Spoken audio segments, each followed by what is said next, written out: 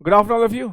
आज हमारी लेवरेजेस की लास्ट क्लास है और जैसे कि अगर आपको याद हो मैंने पिछली क्लास में कहा था कि मुझे कुछ और थोड़े बहुत क्वेश्चंस इस चैप्टर के करवाने हैं, फिर हमारा ये चैप्टर ओवर हो जाएगा। तो मैंने आपको शायद पिछली क्लास में 100 तक क्वेश्चंस करवा दिए थे और जो बचे हुए क्वेश्चंस हैं उसमें से कुछ क्वेश्चंस मैं आपको आज करवाऊंगा और बाकी के बचे हुए क्वेश्चंस आप होमवर्क में आप कर पाएंगे, हो जाएंगे आपसे होमवर्क में। बाकी रिमेनिंग क्वेश्चन जो हैं वो कहीं ना कहीं रेपिटेटिव नेचर के हैं बिकॉज सारी वैरायटी मैं क्लास में कवर करवा देता हूँ। और मैं जो आज अभी जो स्टार्ट कर रहा हूं क्वेश्चन से वो हम करेंगे पहला क्वेश्चन नंबर 108। क्वेश्चन नंबर 108 में देखते हैं क्या लिखा है। क्वेश्चन नंबर 108 में लिखा है ईबीआईटी को कैलकुलेट करने के लिए बोला है हमको, ईबीआईटी कैलकुलेट करने के लिए बोला है और हमें क्या क्या दिया हुआ है, ऑपरेटिंग लेवरेज दिया हुआ है, फाइनेंशियल लेवरेज दिया हुआ है, लेवरेज सारे दी हुई हैं, अर्निंग्स पर शेयर दिया हुआ है, प्रेजेंट मार्केट प्राइस पर शेयर है, एप्लीकेबल टैक्स रेट दिया हुआ है और number of equity shares outstanding दे रखे हैं और हमसे ईबीआईटी निकालने के लिए बोला है। अब ईबीआईटी अगर हमें निकालनी हो तो हमें क्या करना चाहिए, आइए जरा देखते हैं। तरीके तो वैसे बहुत सारे हैं, मैं पहले आपको जो आसान तरीका है वो बता देता हूं। 108 नंबर क्वेश्चन कर रहे हैं हम और ऐसा करते हैं, हम इनकम स्टेटमेंट बनाते हैं, थोड़ा सा ज़्यादा अच्छे से समझ में आएगी बात आपको। और इनकम स्टेटमेंट की शुरुआत हम ईबीआईटी से करते हैं क्योंकि ईबीआईटी चाहिए। वैसे तो कंट्रीब्यूशन से भी कर सकते हो क्योंकि उसने हमें डिग्री ऑफ ऑपरेटिंग लेवरेज दे रखा है, आप कंट्रीब्यूशन भी निकाल सकते हो, पर हमें यहां पर ईबीआईटी चाहिए।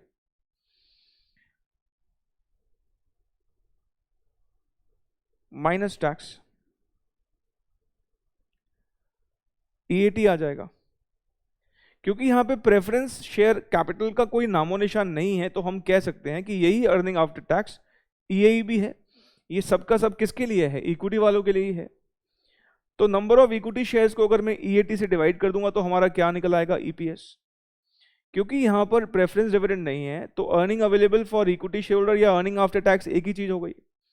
इसको डिवाइड कर देंगे नंबर ऑफ इक्विटी शेयर्स तो ईपीएस आता है। ईपीएस इस क्वेश्चन में गिवन है हमको 30। अब आप सोचें, जरा ध्यान से सोचें, यहां पर ईपीएस जो है उसको निकालने का फॉर्मूला है EAT upon number of equity shares. PAT ही यहां पर इक्विटी वालों के लिए अवेलेबल है। ईपीएस हमारे पास है 30। ईएटी हम चाहें तो निकाल सकते हैं क्योंकि हमारे पास नंबर ऑफ इक्विटी शेयर्स भी इसने हमें दिए हुए हैं, 20,000 नंबर ऑफ इक्विटी शेयर्स है।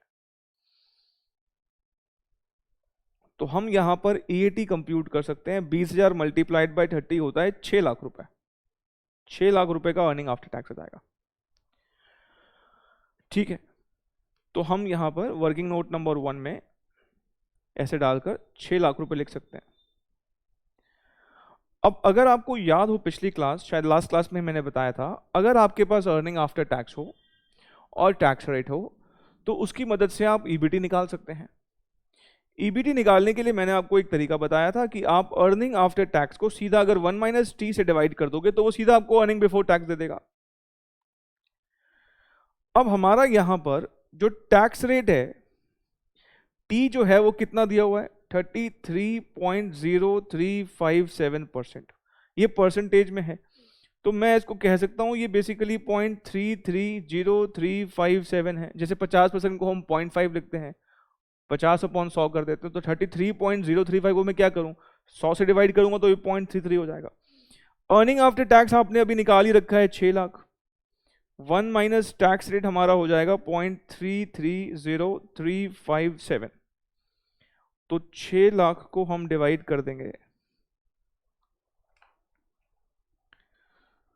6 लाख को 1 - 0.330357, ये आ जाएगा 0.669643।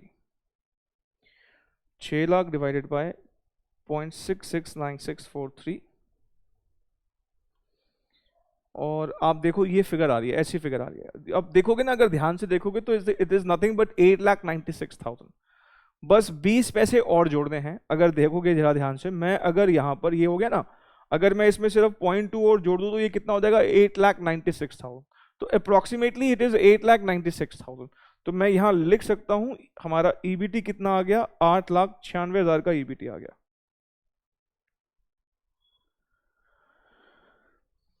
अब ईबीटी निकालने के बाद तो कोई दिक्कत रह ही नहीं गई ना, क्यों नहीं रह गई दिक्कत, क्योंकि वर्किंग नोट नंबर 3 है। ईबीटी निकालना हो तो अब आप क्या करोगे, डीएफएल दे रखा है आपको, डीएफएल फाइनेंशियल लेवरेज का फॉर्मूला क्या होता है, EBIT upon EBT, EBIT upon EBT, ऐसे ही होता है। डीएफएल फाइनेंशियल लेवरेज कितना है 3, ईबीआईटी ही तो निकालनी है और ईबीटी हमने निकाल दिया है 8,96,000, तो हमारा ईबीआईटी कितना होगा, हमारा ईबीआईटी होगा 8,96,000 multiplied by 3, this will be 26,88,000, 26,88,000। एक बार चेक कर लो प्लीज, एक बार देखो। अब आप पता है वैसे अगर आप चाहो तो इस क्वेश्चन में अगर मान लो वो आपसे कंट्रीब्यूशन मांगता तो आप वो भी निकाल सकते हो। कैसे, अब आपके पास ईबीआईटी आ गया है, डीओएल ऑपरेटिंग लेवरेज दे रखा है, ऑपरेटिंग लेवरेज का फॉर्मूला क्या होता है, कंट्रीब्यूशन अपॉन ईबीआईटी, ईबीआईटी है, ऑपरेटिंग लेवरेज है, तो कंट्रीब्यूशन भी निकाल सकते हो। वो तो हमारे एमसीक्यू क्वेश्चंस आने हैं, डिस्क्रिप्टिव क्वेश्चन होता ना तो पता है, जैसे मान लो ये प्रोफेशनल एग्जाम का ही तो क्वेश्चन है, मैं लिखा ना ब्रैकेट में पी, अभी जून 2018 में आया ये क्वेश्चन, हमारे एग्जाम में एज इट इज कॉपी होगा, लेकिन वो पूछेगा एमसीक्यू पैटर्न पर। वहां पे इसने इनकम स्टेटमेंट मांगी थी, मतलब जून 18 में अगर देखोगे उसने वर्टिकल स्टेटमेंट करके एक स्टेटमेंट मांगी थी, यही इन्फॉर्मेशन से स्टेटमेंट मांगी थी, तो स्टेटमेंट पूरी बन सकती है यहाँ पर, क्योंकि आपके पास ये, अब मान लो ईबीआईटी आ गया, ये लो पहले ईबीटी निकाला, ईबीटी कितना निकाला आपने 896, ये कितना निकाला आपने 26,88,000। क्या आप बाकी चीजें बैलेंसिंग फिगर नहीं निकाल सकते, जरा मुझे बताना, टैक्स क्या निकलेगा आपका 896 माइनस, मेरे ख्याल से ये 296 आ जाएगा, ये भी बैलेंसिंग फिगर आ जाएगा, 26,88,000 माइनस 8,96,000, 8,96,000, ये आ जाएगा 17,92,000। तो हो सकता है ना कि वो आपसे इंटरेस्ट पूछ ले, हो सकता है वो आपसे टैक्स पूछ ले, हो सकता है वो आपसे फिक्स कॉस्ट पूछ ले, इसमें कंट्रीब्यूशन निकल जाएगा। कंट्रीब्यूशन और ईबीआईटी के डिफरेंस को क्या बोलते हैं, फिक्स कॉस्ट, कुछ भी पूछ सकता है वो आपसे इस क्वेश्चन में। आइडिया इज कि आपको ये बात समझ में, यहाँ पे हमने देखा होगा अगर ध्यान से तो ना, हमने रिवर्स कैलकुलेशन किया है। आप ऐसा करो, मैं भी ऐसा क्वेश्चन अभी एक और कराऊंगा, डोंट वरी, आप ऐसा करो, इसको ना ऊपर की तरफ एक एरर मारो, ऐसे एरो मारो, ये एरो ना आपको बाद में याद दिलाएगा कि हमने अपवर्ड कैलकुलेशन किया है। नॉर्मली डाउनवर्ड कैलकुलेशन करते हैं, नीचे की तरफ आते हैं, हम यहाँ पे ऊपर की तरफ जा रहे हैं, ठीक है। तो हमारा ईबीआईटी है 2688, क्या ये आंसर है, हाँ जी आंसर में है, B is the correct answer. ये बड़ा इंपॉर्टेंट रिलेशनशिप है, अगर आपको ईएटी से ईबीटी पे पहुंचना हो तो ईएटी को किससे डिवाइड कर दो, 1 माइनस टैक्स रेट से। ये मैंने आपको पिछली क्लास में जब प्रेफरेंस शेयर कैपिटल को मैं इंट्रोड्यूस करा तो मैंने बताया था। चलो जी इसको नोट करो, ये लोग करो इसको, ये एरो जरूर मार देना, क्योंकि हमने पहले 30 और 20,000 की मदद से 6 लाख निकाला, 6 लाख की मदद से 896 निकाला, 896 की मदद से 2688 निकाला, हमने अपवर्ड कैलकुलेशन किया है।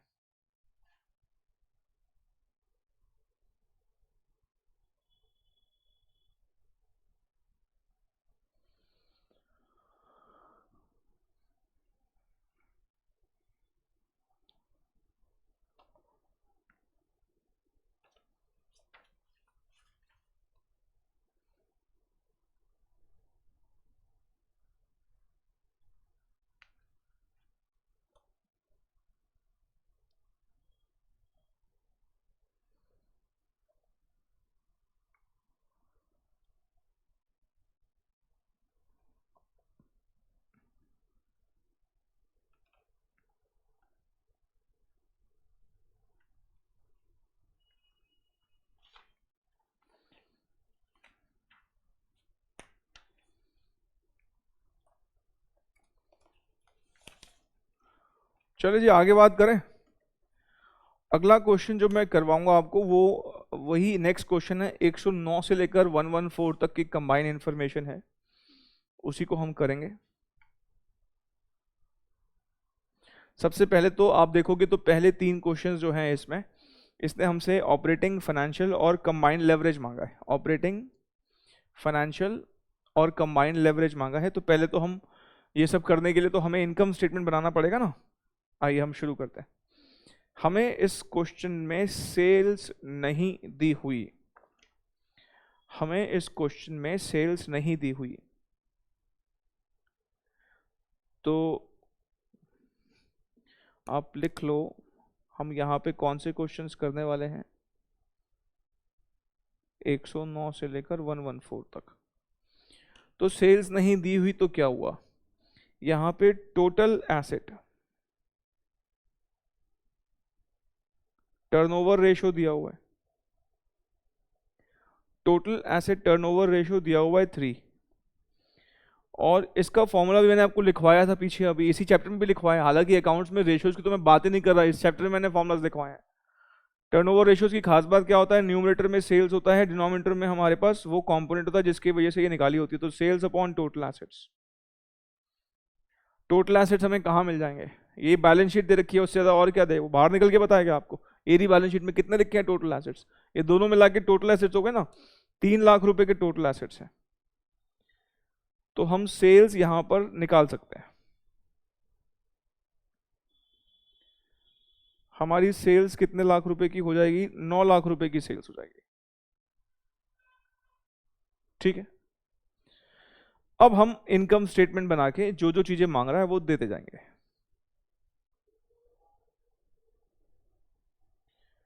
हमारे पास सेल्स है 9 लाख, इसने हमको वेरिएबल कॉस्ट रेशियो दे रखी है। तो मैं वेरिएबल कॉस्ट, आपको पता है वेरिएबल कॉस्ट रेशियो दे रखी हो, सेल्स पर वेरिएबल कॉस्ट रेशियो को अप्लाई करेंगे तो वेरिएबल कॉस्ट निकलेगा, पीवी रेशियो को सेल्स पर अप्लाई करेंगे तो सीधा कंट्रीब्यूशन निकलेगा। तो 9 लाख का 50% कितना हो जाएगा, 4.5 लाख।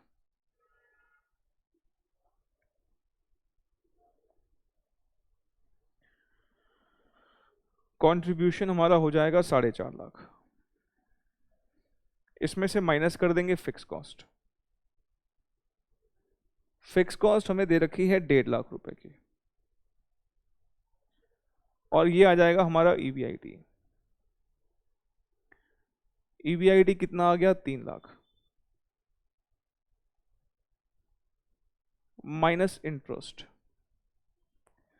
इंटरेस्ट हमें यहां पर कैसे निकालना होगा, बैलेंस शीट दे रखी है, यहाँ पे लॉन्ग टर्म डेट करके बोला हुआ है 1,20,000, 1,20,000 का 10% हमें ब्याज देना है। तो इंटरेस्ट निकालने का तरीका ये है, बैलेंस शीट दे रखी है ना उसने, तो 1,20,000 इंटू 10%, 12,000 हो जाएगा। ये आ गया ईबीटी 2,88,000 माइनस टैक्स। टैक्स का रेट है 50%, 288 का 50% निकालो,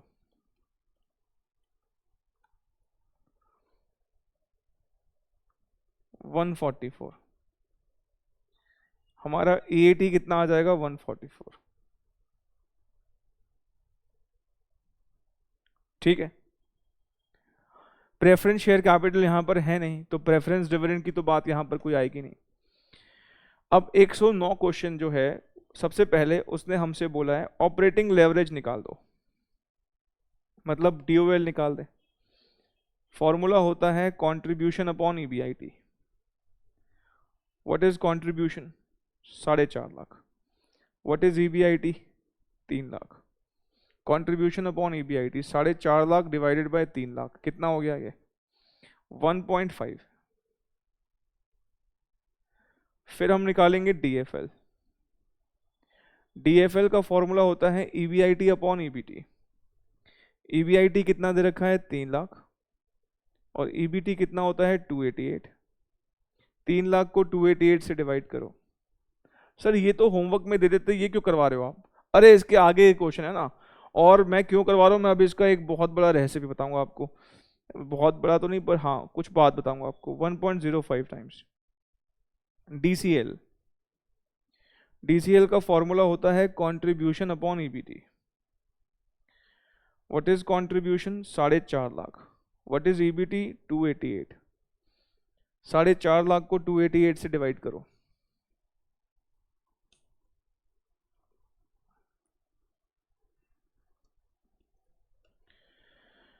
ये आ जाएगा 1.5625 टाइम्स। ठीक है, ये क्वेश्चन नंबर 110 में पूछा है, ये क्वेश्चन नंबर 111 में पूछा है। तो 109 का सही आंसर क्या हो जाएगा, 109 का सही आंसर हो जाएगा ए। 110 का सही आंसर क्या हो जाएगा, 110 का सही आंसर हो जाएगा बी, और 111 का सही आंसर क्या हो जाएगा? 111 का सही आंसर हो जाएगा 1.5625। इसमें 1.56 लिखा हुआ है ना, दो ही प्लेसेस तक लिखा हुआ है 1.56 है तो सही, तो इसका सही आंसर क्या हो जाएगा? सी। ठीक है, इसमें तो कोई बड़ी बात नहीं थी, तो कोई दिक्कत वाली बात नहीं थी। अच्छा, मैं आपको आगे के क्वेश्चन करवाऊं, पहले प्लीज इस क्वेश्चन को हल्के में मत लेना, इसको लिख लो, इस क्वेश्चन के आगे लिख लो, वेरी इंपॉर्टेंट। क्यों है ये इंपॉर्टेंट? स्टडी मटेरियल का क्वेश्चन है, मॉड्यूल का क्वेश्चन है, हमारे इंस्टीट्यूट में जो स्टडी मैट है उसका क्वेश्चन है। स्टडी मैट में ज्यादा क्वेश्चन नहीं है, मॉड्यूल है, पर मैंने देखा है अक्सर एमसीक्यू पैटर्न में खासकर डिस्क्रिप्टिव क्वेश्चंस दे रखे हैं उसमें सारे के सारे, क्योंकि आईसीएस ने अभी मॉड्यूल तो चेंज किया नहीं है अभी तक, और लेकिन पास्ट में भी ऐसा ही था, कॉस्टिंग जो था ओल्ड सिलेबस में वहां पर भी ऐसा ही था। वो बड़े बड़े क्वेश्चंस में से ही छोटे छोटे क्वेश्चंस निकाल के लिए आपके लिए एग्जाम में एमसीक्यू बनाएगा। तो ये बहुत इंपॉर्टेंट क्वेश्चन है, कुछ भी पूछ सकता है इसमें से, इन्फॉर्मेशन कॉमन यही देगा, और इस इन्फॉर्मेशन की मदद से वो कुछ भी पूछेगा आपसे। हो सकता है वो आपसे डीओएल पूछे, हो सकता है वो आपसे डीएफएल पूछे, हो सकता है डीसीएल पूछे, और हो सकता है जो ये 3 पार्ट्स हैं जिसके लिए मैं करवा रहा हूं वो पूछे। अब देखो यहां पर 3 पार्ट्स हैं, एक में कहता है कि देखो तीनों में ना ईबीआईटी निकालने के लिए बोला है, और ईपीएस बोलता है 1, 2 और 0 हो तब, ईपीएस बता दिया उसने। अच्छा, इसको नोट कर रहे हो क्या आप? कर लो 2 मिनट लगेंगे, मैं अभी इसे करवाता हूं, अच्छा क्वेश्चन है।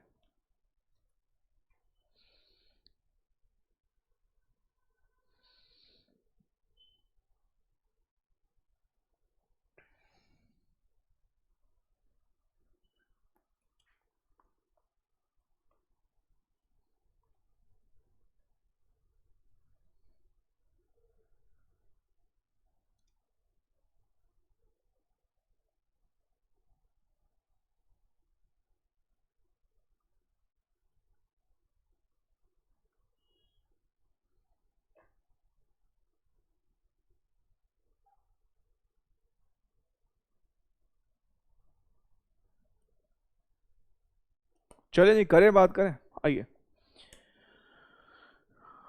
मैं पहले आपको आसान तरीके से बताता हूं, जैसे आपसे एग्जाम में फटाफट सॉल्व हो जाएगा। 3 क्वेश्चन और हैं, 112, 113 और 114। पहले बार इसने बोला है कि हमें ईपीएस चाहिए 1, फिर कहता है ईपीएस चाहिए 2, मैंने टेबुलर फॉर्म में बना देता हूं, ठीक है। ईपीएस चाहिए 0।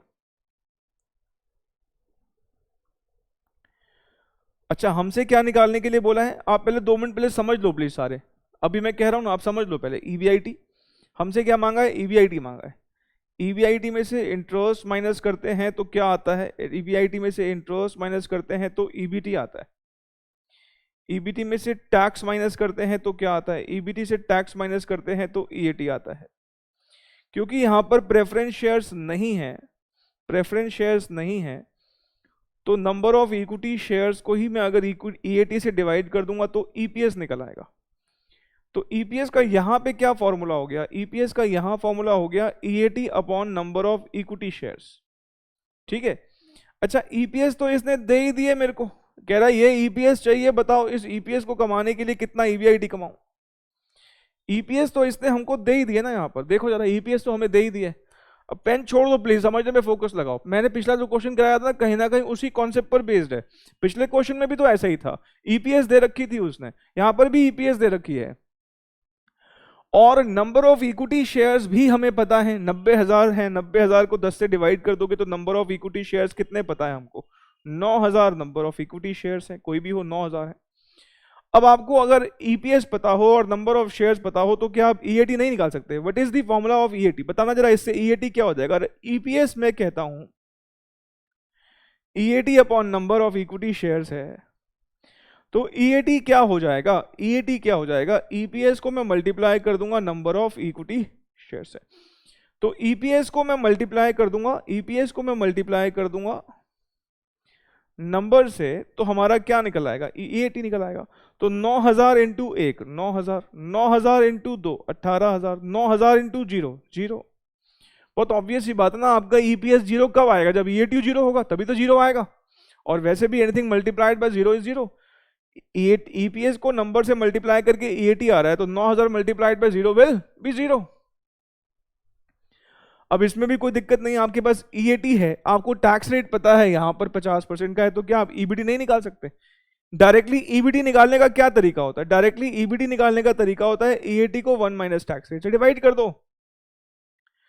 मतलब 9000 को मैं डिवाइड कर दूंगा 1 माइनस 0.5 से, ये सीधा कितना आ जाएगा? 18000। 18000 को डिवाइड कर दूंगा 1 माइनस 0.5 से, ये कितना आ जाएगा? सीधा 36000। और 0 को डिवाइड कर दोगे 1 माइनस 0.5 से, तो 0 divide by 0.5 will be 0। Tax आपको लिखना हो तो बैलेंसिंग फिगर लिख लो, वैसे नहीं भी लिखोगे तो चलेगा। टैक्स पे कितना बनेगा? 9000, 18000 और 0। आप समझ पा रहे हो? कोई डाउट तो नहीं है? श्योर? पक्का ना? चलिए बताना जरा, इंटरेस्ट भी बताया आपको? नहीं पता क्या इंटरेस्ट? कितना है इंटरेस्ट बताओ जरा। सर इंटरेस्ट है 12000, 1,20,000 का 10%, 12000 का ब्याज है, ये पता है आपको? अब आप सर बताओ, सोचो, ईबीटी पता हो, इंटरेस्ट पता हो, ईबीटी पता है, इंटरेस्ट पता है, ईबीआईडी नहीं निकाल सकते क्या? 18 plus 12 30, balancing figure 36 plus 12 48, 12 plus 0 12, भाई ये 0 है तो इसका मतलब 12 प्लस 0 12। तो हमारे पास तो आंसर आ भी गए। ये वाला क्वेश्चन है हमारा 111 के बाद 100, मैं लिखने का टाइम दूंगा, आप 2 मिनट के लिए प्लीज यहां पर फोकस करें। 112 में 112 का ईबीआईटी आया है 30,000। ए इज द आंसर। आप भी प्लीज ऐसे लिखते हो ना आंसर, जब आसपास लिख दिया करो ना, बाद में रिवीजन के टाइम पे इजी रहेगा आपको। 113 का आंसर है 48, 48 मतलब बी इज द आंसर। और 114 का आंसर है सी। सी हुआ ना? सी। ये लो, आप पहले नोट करो, फिर ये एक और तरीके से कैसे हो सकता है मैं आपको एक्सप्लेन कर दूंगा, ठीक है? सिर्फ मैं डिस्कस ही करूंगा, बिकॉज वैसे मैं करवा चुका हूं, डीएफएल की मदद लेके हो सकता है, मैं बताता हूं कैसे। आप पहले उसको नोट कर लो। ये लो, मैं टाइम दे रहा हूं आपको, नोट कर लो पहले।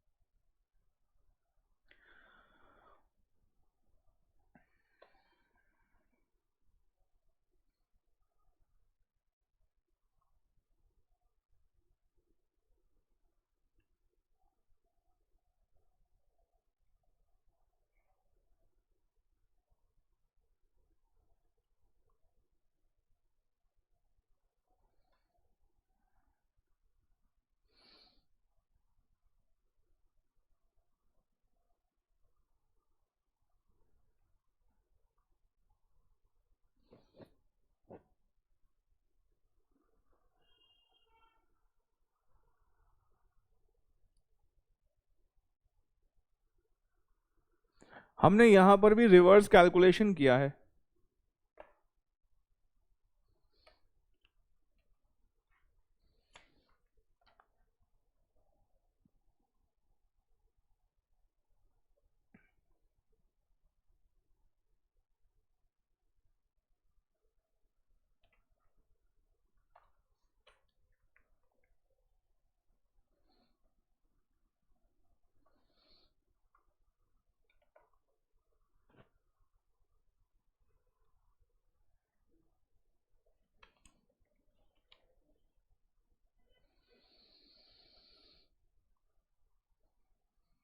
ठीक है,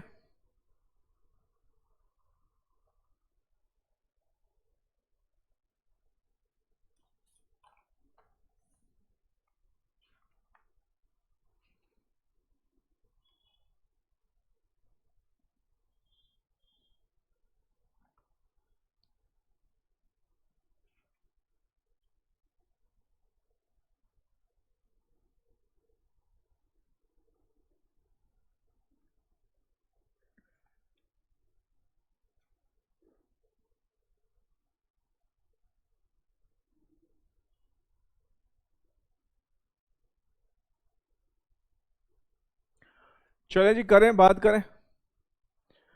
आइए देखो, अब यहां पर एक और तरीका आप क्या अपना सकते हो। पहले आप क्या करना, पहले ना आप करंट ईपीएस निकालना। मैं वैसे ही बता रहा हूँ, घर पे खुद ट्राई करना हो तो कर सकते हो, बाकी अगर ऐसे भी करोगे तो चलेगा। लेकिन ध्यान रखना क्वेश्चन मत छोड़ के जाएंगे, ये वाला बड़ा इंपॉर्टेंट क्वेश्चन है स्टडी मैट का। स्टडी मैट में कोई बहुत ज्यादा क्वेश्चन नहीं दे, सारे डाल रखे मैंने, बस मैं स्पेसिफिकली अभी बताया। अब एक आध क्वेश्चन क्योंकि मैं स्टडी मैट का और करवाऊंगा, तो इसलिए वो बात मैं आपको बता दूं। ऐसे जितने भी क्वेश्चन मैंने डाले हुए हैं बुक में वो सारे इंपॉर्टेंट है, सारे रिलेवेंट है, क्योंकि उन सबका सोर्स आईसीएसआई के ही स्टडी मैट है या फिर पास्ट ईयर के क्वेश्चंस हैं। पास्ट ईयर के क्वेश्चंस कहाँ के, सीएस प्रोफेशनल के, उनके बड़े बड़े क्वेश्चंस में से एक्सट्रैक्ट निकाल के एमसीक्यू बनाया जो एग्जैक्टली आपके एग्जाम में पूछे जा सकते हैं। इसलिए बुक में जो भी क्वेश्चन है आलतू फालतू नहीं है, मैं पहले बता दूं आपको, एग्जैक्टली होगा वहां पर। हो सकता है आपको फिगर्स भी चेंज क्यों ना दिखे वहां पर, बिल्कुल सेम नंबर्स के साथ आपको वहां पर एमसीक्यू दिखे। ठीक है, चलिए आइए देखेंगे यहाँ पर। अब पहले क्या करना, आप ईपीएस निकाल देना। हमारे नंबर ऑफ शेयर्स 9000 है ना, अगर आप ईपीएस निकालोगे, मान लो ईपीएस निकालोगे तो 1,44,000 को, अब आप घर पे ट्राई करना हो तो करना, 1,44,000 को 9 से डिवाइड कर दो। 1,44,000 को 9 से डिवाइड कर दोगे तो कितना आ जाएगा, ये 16,000 आ जाएगा। 9 से थोड़ी 9,000 से डिवाइड करोगे ना, हमारा एग्जिस्टिंग ईपीएस 16 रुपये आ जाएगा। अब 16 रुपये आ गया, 16 से 1 करना है, 16 से 2 करना है, तो परसेंटेज चेंज निकाल सकते हो आप, परसेंटेज चेंज इन ईपीएस निकाल सकते हो, निकल जाएगा ना। जैसे फॉर एग्जांपल अभी हमारी ईपीएस 16 रुपए है, अच्छा पहले वाले पार्ट में कहता है 1 रुपया करनी है, 16 से 1 करनी है, व्हाट इज द चेंज, 15 रुपए का चेंज है। ओरिजिनल कितना 16 रुपए, मतलब कितने रुपए से, सोचो 15 रुपए का चेंज है, 16 से 1 रुपए पे पहुंचाना है, तो change is 15 divided by 16, percentage में आएगा तो 93.75% का चेंज है। अब याद करो, पहले हम फिर देखते थे, अच्छा लेवरेज की मदद लेनी है, ईपीएस गिवन है, ईपीएस की बात करता है, और ईबीआईटी, ईपीएस और ईबीआईटी का रिलेशनशिप कौन बताता है, डीएफएल। भाई ईबीआईटी और ईपीएस याद है मैंने बताया था, percentage change in EPS, percentage change in EAT, percentage in EBT same ही होता है। इसका मतलब ईपीएस बोलो, ईएटी बोलो या ईबीटी बोलो, परसेंटेज चेंज के साथ सारे एक ही बात है। तो ईबीटी, ईएटी, ईपीएस और ईबीआईटी के बीच में रिलेशनशिप कौन बताता है, बताओ जी, डीएफएल। तो आप यहां पर डीएफएल की मदद लेंगे। डीएफएल का परसेंटेज वाला फॉर्मूला क्या होता है, DFL is equal to percentage change in EPS upon percentage change in EBIT. तो आप परसेंटेज चेंज इन ईबीआईटी निकाल सकते हो, और जो भी निकल के आएगा, ये जो ईबीआईटी ये रहा, उतना परसेंट करके निकाल के माइनस कर देना, क्योंकि यहाँ पे गिरी है ईपीएस तो ये भी तो गिरेगा ही। Getting me? तो ये आप चाहो, मैंने करवाए हुए ऐसे क्वेश्चंस, ठीक है ना, प्लीज ये मत बोलना कि मैंने कराए, बहुत सारे क्वेश्चंस कराए हैं मैंने, पर एग्जाम में जो एमसीक्यू पैटर्न है तो आप बिल्कुल इसको सिंपल रख सकते हो। क्यों मैं ट्रिकी बनाऊं अननेसेसरी, पता होना चाहिए, बिल्कुल मैं समझता हूं, लेकिन उसमें पता है आपका आंसर भी हो सकता है एग्जैक्ट फिगर्स में, आप करके देखोगे ना, फिगर्स हो सकता है एग्जैक्ट ना आए। जैसे पहले का आंसर कितना है, 30,000 है ना, उसमें हो सकता है 30,000 ना आए, उसमें 29,500 600 रुपए कुछ आए। क्यों? क्योंकि ना इस वाले फॉर्मूला में अप्रोक्सीमेशन हो जाएगी। अप्रोक्सीमेशन कैसे हो जाएगी सर, पहले ये बताओ, आप डीएफएल की मदद लोगे, क्या डीएफएल की एग्जैक्ट 1.04 है? नहीं, एग्जैक्ट नहीं है। 3 लाख डिवाइडेड बाय 2,88,000 एग्जैक्ट थोड़ी है, ये वाली फिगर है। आपका 30,000 पता कब आएगा, जब आप एग्जैक्टली यही फिगर लोगे। अगर आप राउंड ऑफ करोगे, आपने तो 1.04 ले लिया, तो आपको अगर लगता है कि वो वाला तरीका अपनाओगे तो थोड़े प्लेसेस ज्यादा जाना, ताकि आपका नियरेस्ट 30,000 क्या आ जाए। अभी आपका एग्जैक्ट 30,000 नहीं आएगा। क्यों नहीं आएगा? क्योंकि ये पहली बात क्या है, ये अप्रोक्सीमेट है। अच्छा, फिर जब आप परसेंटेज चेंज निकालोगे तो वो भी कहीं ना कहीं अप्रोक्सीमेट आएगा, तो वो ईबीआईटी अप्रोक्सीमेटली इक्वल टू 30 आएगी, एग्जैक्ट नहीं आएगी। हाँ, अगर ये 1.04 नहीं आता, ये मान लो एग्जैक्ट होता, जैसे कि सपोज ये 1.5625 एग्जैक्ट है, ये 1.5 एग्जैक्ट है, तो अगर इसकी मदद से कुछ निकालते तो फिर हमारा 1 रुपए का भी डिफरेंस नहीं आता। पर क्योंकि हम यहाँ पर अप्रोक्सीमेट फिगर लेंगे, तो इस वाले तरीके से हो सकता है आपका आंसर एग्जैक्टली मैच ना करे, इसलिए हमने कहा यही तरीका अडॉप्ट करना, बिल्कुल सही आ रहा है इसमें, कोई दिक्कत। और स्टडी मैट का क्वेश्चन माइंडेड, फिगर भी चेंज नहीं करेगा, मैं फिर से बोल रहा हूँ, फिगर भी चेंज नहीं करेगा। अच्छा, यहाँ पे चेंज कितना हुआ, यहाँ 2 रुपए, सोचो 16 रुपए से 2 रुपए करना है, 14 डिवाइडेड बाय 16, यहाँ कितना चेंज है 87.5%। और सोचो 16 से 0 करना है, यहाँ चेंज कितना है 100%। और एक और बात बताता हूं आपको, ध्यान से सुनो, ये एक्चुअली में पता है क्या है, ये वाला थर्ड वाला केस पता है क्या है, this is nothing but financial break even point. Financial break even point क्या होता है, वो ईबीआईटी जहां पर ईपीएस 0 होता है। तो फाइनेंशियल ब्रेक इवन पॉइंट मैंने क्या बताया था फॉर्मूला, वो ईबीआईटी जहां पर ईपीएस 0 होता है। तो हम कितना कमाएं कि हमारा ईपीएस 0 मतलब ईएटी 0, ईएटी 0 मतलब ईबीटी 0। इसका मतलब मैं कितना EBIT कमाऊं कि मेरा EBIT जीरो आए। फाइनेंशियल ब्रेक इवन पॉइंट का सिंपल सा फॉर्मूला था, जितना इंटरेस्ट है उतनी कमाई कर लो। मतलब financial break even point is nothing but interest, और इंटरेस्ट कितना है 12,000, तभी देखो 12,000 ही आया है। ये एक्चुअली में फाइनेंशियल ब्रेक इवन पॉइंट है। तो ये तो आपको बिना देखे, अगर मान लो यही क्वेश्चन सपोज आता कि बताओ कितना ईपीएस कमाए, कितना EBIT कमाए, ईपीएस जीरो करने के सीधा इंटरेस्ट की बात करना, लेकिन ध्यान रखना, लेकिन तभी जब प्रेफरेंस ना हो, क्योंकि अगर प्रेफरेंस भी होता है तो हमारा फाइनेंशियल ब्रेक इवन पॉइंट का फॉर्मूला बदल जाता है। क्या था बोलो? फिर हमें दो लोगों की कमाई करनी है, इंटरेस्ट की भी और डिविडेंड की भी। लेकिन डिविडेंड की कमाई हमें ग्रॉस अप करके, मतलब डिविडेंड देना है मालिकों को तो साथ में टैक्स की कमाई भी करनी पड़ेगी, तो ग्रॉस अप करना पड़ता था। तो फाइनेंशियल ब्रेक इवन पॉइंट का तब फॉर्मूला क्या होता है? Interest on debt plus preference dividend upon 1 - 3। याद है ना, ये सब किया था हमने। चलो जी, बाकी कीप इट सिंपल, इसको इस तरीके से सॉल्व करना अगर एग्जाम में आता है तो। ठीक है, आगे बढ़ूं। अगला क्वेश्चन भी मैं एक जो करवा रहा हूं वो हमारे स्टडी मैथ का क्वेश्चन है। क्वेश्चन नंबर है 115। मैंने इसका कोई एमसीक्यू नहीं बनाया, इकलौता क्वेश्चन है, हालांकि मैंने सबके एमसीक्यू बनाए, इसका कोई एमसीक्यू नहीं बनाया मैंने। और मैं क्योंकि इसमें बहुत सारी चीजें हम वैसे ही निकाल देंगे, इसमें बहुत सारी चीजें निकालनी है हमें, इंपॉर्टेंट क्वेश्चन है, इसके नीचे भी लिख लो। मैं ये जरूर बता दूंगा कि इसमें से क्या क्या एमसीक्यू आ सकते हैं, बट हाँ इसके नीचे मैंने कोई एमसीक्यू नहीं बनाया। डिस्क्रिप्टिव क्वेश्चन मान लो डाल दिया मैंने, एक ही क्वेश्चन डाला डिस्क्रिप्टिव, लेकिन ये इंपॉर्टेंट है। इंपॉर्टेंट क्यों है? क्योंकि स्टडी मैथ का है, एग्जाम में श्योर शॉट आने के चांसेस हैं, लेकिन इसमें से एक्सट्रैक्ट निकाल के बताएगा, पूछेगा आपसे कि क्या निकाले। तो मैं अभी करवा रहा हूं इसे। आइए देखो क्या लिखता है। XYZ company has 3 financial plans before it. ठीक है जी, कहता है कैलकुलेट कर दो operating leverage, financial leverage, also find out the highest and lowest value of combined leverage. Operating मांगा, फाइनेंशियल मांगा, कहता है हाईएस्ट और लोएस्ट कंबाइंड लेवरेज बता दो। इसने ये नहीं बोला कि कंबाइंड लेवरेज सारी निकालो, मतलब इसमें बहुत सारी निकलेंगी, इसने बोला हाईएस्ट और लोएस्ट निकालो। अभी बात चलो कर लेंगे इसके ऊपर भी। प्रोडक्शन दी हुई है, selling price, variable cost, fix cost ना 3 दी हुई है, एक फिक्स कॉस्ट नहीं है, 3 फिक्स कॉस्ट है। फिर नीचे फाइनेंशियल प्लान्स भी 3 दे रखे हैं। तो कैसे करना है सर, ये मैं आपको अब यहां पे क्लैरिफाई कर रहा हूं इस क्वेश्चन में। आइए जरा हम क्वेश्चन नंबर 115 की तरफ चल रहे हैं। स्टडी मार्क का क्वेश्चन है, शायद पहला ही मैं कोई डिस्क्रिप्टिव क्वेश्चन करवा रहा हूं आपको इसमें से, लेकिन एक्सट्रैक्ट बन के एमसीक्यू बन सकते हैं। हमें यहां पर ऑपरेटिंग लेवरेज बोला, पहले ये बताओ ऑपरेटिंग लेवरेज का फॉर्मूला क्या होता है? सर ऑपरेटिंग लेवरेज का फॉर्मूला होता है कंट्रीब्यूशन अपॉन EBIT, मतलब हमें कंट्रीब्यूशन चाहिए होता है। कंट्रीब्यूशन अपॉन EBIT मतलब ये कि मुझे कंट्रीब्यूशन में से फिक्स कॉस्ट माइनस करना पड़ेगा, तब EBIT आएगी। लेकिन प्रॉब्लम पता है क्या है यहां पर उसने फिक्स कॉस्ट 3 दी हुई है, हमारा कंट्रीब्यूशन तो एक ही निकलेगा, selling price minus variable cost, contribution तो एक ही निकलेगा क्योंकि एक ही प्रोडक्शन दे रखी है। एक यूनिट का कंट्रीब्यूशन 5 रुपए है, 800 इंटू 5, 4,000 का कंट्रीब्यूशन निकलेगा। लेकिन फिक्स कॉस्ट 3 सिचुएशंस बताई हुई हैं।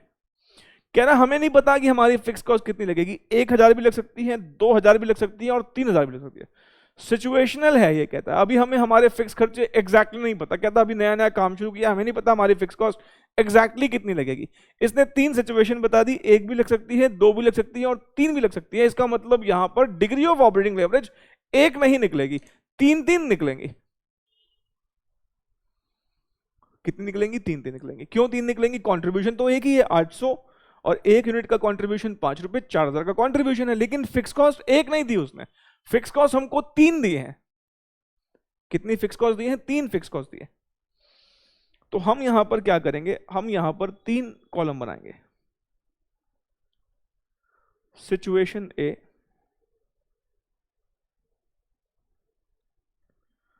सिचुएशन बी, सिचुएशन सी।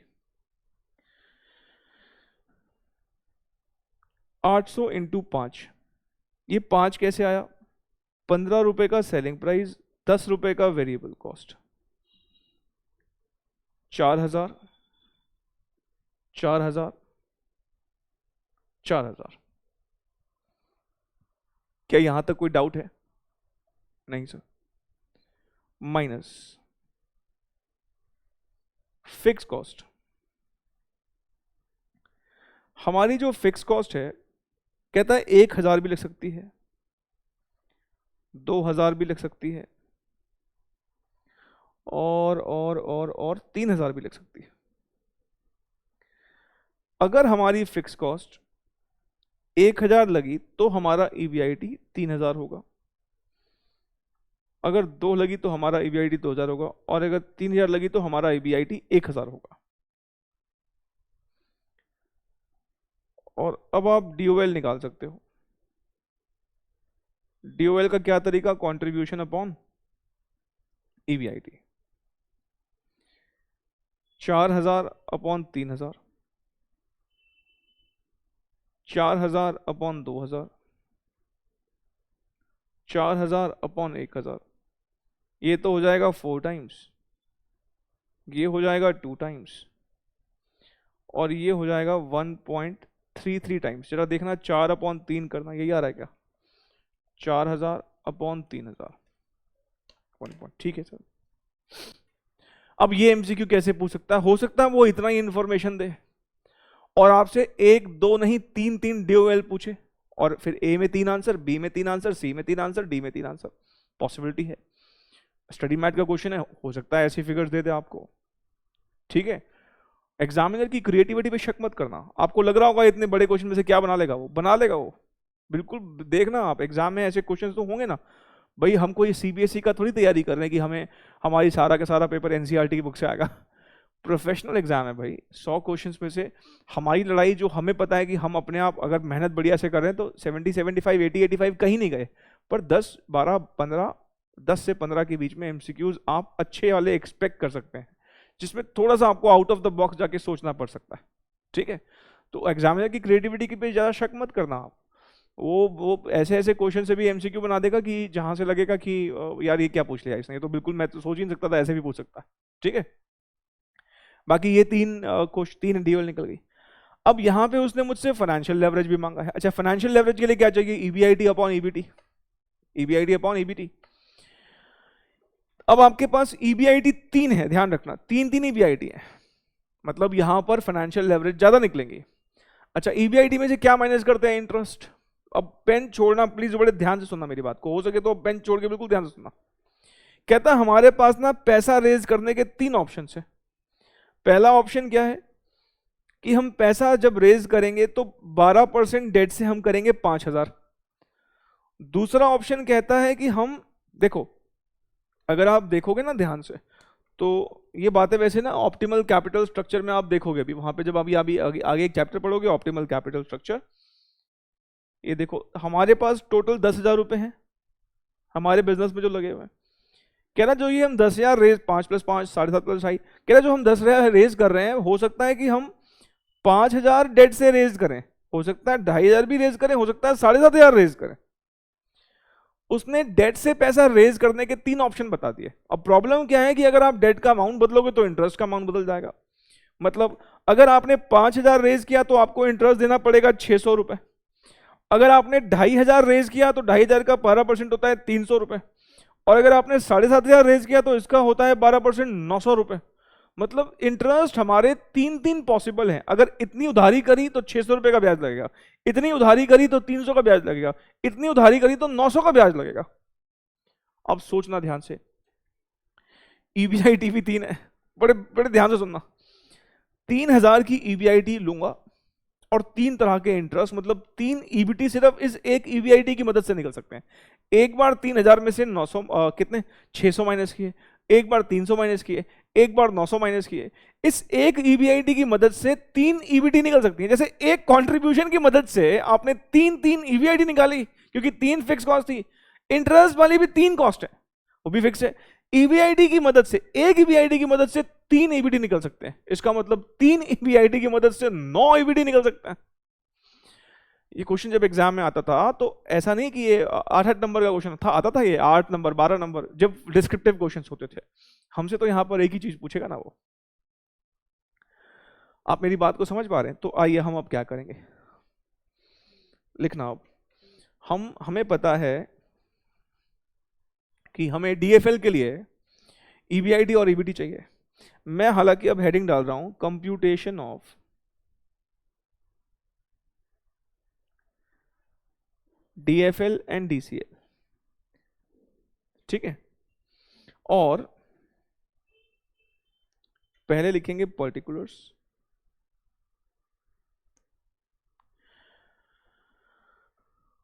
सिचुएशन कितनी है हमारे पास, situation A, situation B, situation C, और हर एक सिचुएशन में 3 प्लान्स हैं।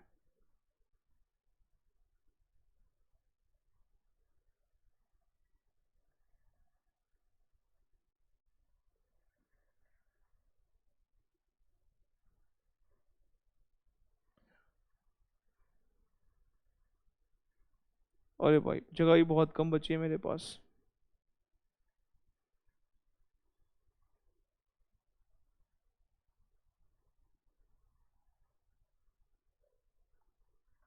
ठीक है, आप पहले समझ लो उसके बाद नोट करना। देखो EBIT, पहले मैं पहली वाली EBIT ले रहा हूं, कितनी है 3000। सिचुएशन ए की EBIT कितनी है ये बताओ, सिचुएशन ए की, सिचुएशन ए की, सिचुएशन ए की EBIT कितनी है 3000। इस एक EBIT के बेसिस पर माइनस इंटरेस्ट, इस एक EBIT के बेसिस पर 3 EBT निकल सकते हैं। कैसे कैसे, कितना कितना, 600, 300, 900। ये 600 कैसे आया, 5000 का 12%। 300 कैसे आया, 2500 का 12%। और ये 900 कैसे आया, 7500 का 12%। देखो भाई क्लियर है ये बात, श्योर, पक्का। सिचुएशन बी पर आते हैं, यहां पे EBIT कितनी है 2000, और फिर से यही 3 तरह के प्लान। प्लान 1 में इंटरेस्ट कितना है, इस प्लान 1 में ब्याज कितना है 300, 600। प्लान 2 में ब्याज कितना है 300। प्लान 3 में इंटरेस्ट कितना है 900।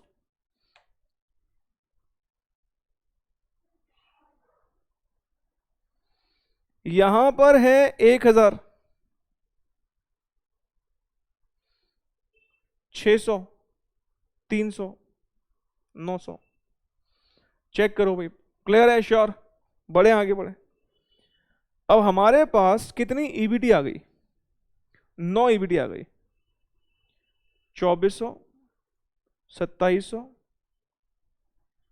2100, 1400, 1700, 1100, 400, 700, 100। आप पहले इतना समझे और नोट कर लो। अब नोट करो, पहले इतना समझो फिर नोट करो, ठीक है ना, फिर मैं आगे बात बोलता हूं। और कोई डाउट हो तो मुझसे पूछ भी लो।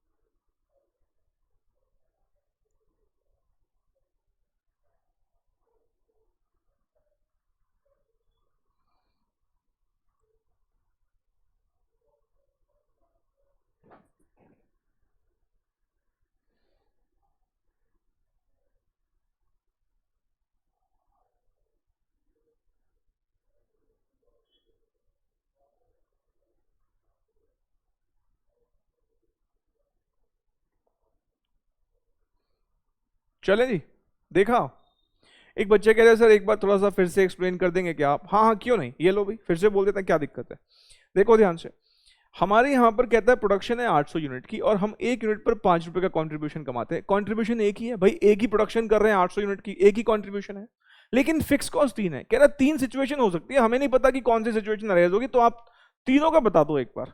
तो हमने कहा ठीक है, अगर फिक्स कॉस्ट 1000 हुई तो हमारा EBIT कितना 3000 होगा। अगर हमारी फिक्स कॉस्ट यहाँ पर 2 हुई तो हमारा EBIT 2000 होगा, और ऐसे ही हमारा EBIT तीसरा कितना हो सकता है 1000। अब कंट्रीब्यूशन एक है, पर क्योंकि आपने फिक्स कॉस्ट की 3 सिचुएशन बता दी, ईबीआईटी 3 हो गई, तो क्योंकि हमारे पास अब 3 ईबीआईटी है तो इसलिए हमारी डीओएल 3 निकली है। अब आगे कहता है कि जो ये हम प्रोडक्शन करने के लिए फंड्स रेज करेंगे, वो फंड्स रेज करने के हमारे पास 3 प्लान है। हो सकता है हम 5,000 की उधारी करें, हो सकता है 2,500 की उधारी करें, हो सकता है 7,500 की उधारी करें, मतलब हम डेट कितना लेंगे, हमें कहता है 3 ऑप्शन है हमारे पास। अब सोचो, अब आपकी एक ईबीआईटी के बेसिस पर, सिर्फ इस वाली ईबीआईटी सिचुएशन ए की ईबीआईटी कितनी है 3,000, इसके बेसिस पर 3 इंटरेस्ट बन सकते हैं। तो 3,000 है एक ईबीआईटी और 3 इंटरेस्ट के ऑप्शन है, इसका मतलब 3 ईबीटी निकल सकते हैं। एक ईबीआईटी के बेसिस पर 3 ईबीटी निकलेंगे, फिर दूसरे ईबीआईटी के बेसिस पर 3 इंटरेस्ट ईबीटी और निकलेंगे, और फिर तीसरे ईबीआईटी के ऊपर 3 ईबीटी और निकलेंगे। तो जैसे एक कंट्रीब्यूशन की मदद से 3 ईबीआईटी निकाले बिकॉज 3 फिक्स कॉस्ट थे। अब सोचो एक ईबीआईटी है उसकी, क्योंकि 3 इंटरेस्ट है नीचे, तो एक ईबीआईटी की मदद से 3 ईबीटी निकल रहे हैं, दूसरी ईबीआईटी के 3 और तीसरी के 3 और, तो 9 ईबीटी निकल गए। मतलब यहां पे डीएफएल 1 2 नहीं, 3 नहीं, 4 नहीं, 5 नहीं, 9 डीएफएल निकलेंगे यहां पर। तो हम यहां पर क्या करें, अब डीएफएल का फॉर्मूला बताओ जल्दी से। सर डीएफएल का फॉर्मूला होता है कंट्रीब्यूशन अपॉन ईबीटी। कितना निकलेगा, क्या लिखवा रहे हो फॉर्मूला, ये कोई बात होती है? अब तो इतनी दिन हो गए आपको, इतनी क्लासेस हो गई लेते हुए, ये फॉर्मूला लिखवा रहे हो आप, मैं भी लिख गया, ईबीआईटी अपॉन ईबीटी। हद करते हो आप। निकालो जी, 3,000 को 2400 से डिवाइड करो, 1.25 times 3,000 upon 2700, 1.11 times 3,000 upon 2100, 1.43 times. ऐसे ही निकालते चले जाओ आप, 1.43 times 2,000 upon 1,700, 1.18 times 2,000 upon 1,100, 1.82 times 1,000 upon 400, 2.5 times 1,000 upon 700,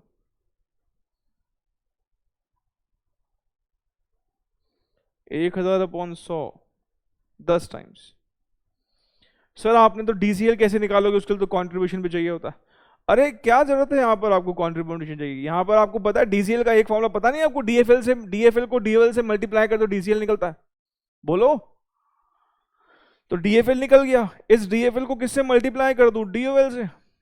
situation ए का डीओएल है 1.33, तो सिचुएशन ए में सब में 1.33 था। सिचुएशन बी का डीओएल है 2 टाइम्स, 2 2 2। सिचुएशन 3 का है 4 टाइम्स, 4 4 4। और इसकी मदद से क्या निकाल दोगे आप, DCL.